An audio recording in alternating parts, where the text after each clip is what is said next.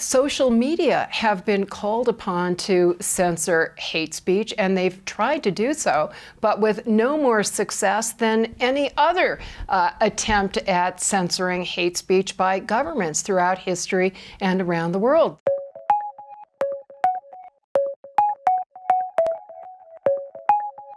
Hate speech is not a recognized legal concept in the United States, which is why I use the air quote. That said, speech that conveys a hateful message, along with speech that conveys any message, may in a particular context be punished if it directly causes specific, imminent, serious harm. Many people are surprised to learn that the First Amendment only applies to government, so social media literally have their own free speech rights to decide that certain voices and messages should be excluded from their platforms. I understand the moral satisfaction of calling for suppressing ideas that we hate, but experience shows that censorship does more harm than good. Countries around the world, including comparable democratic countries in Europe, Canada, Australia, and so forth, have been censoring hate speech for several decades. They have not been effective, most ironically being used to suppress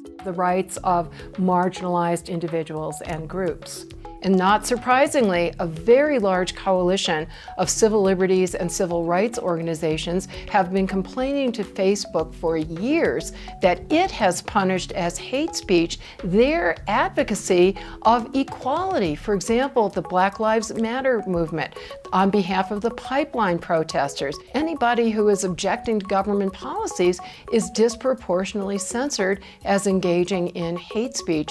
A more effective response to any idea we hate or consider hateful or dangerous is not to silence it, but to refute it, to explain why. A compassionate approach is much more effective than an angry, hostile, demonizing approach. Social media make it much easier to deploy hate speech, but counter speech is also more easily disseminated. What is the lesser of two evils? Would we rather trust ourselves and our fellow citizens to ignore and rebut messages that are hateful? Or would we rather trust either government officials or powerful corporate entities to take those decisions away from us? I'd say the lesser of two evils is making our own decisions.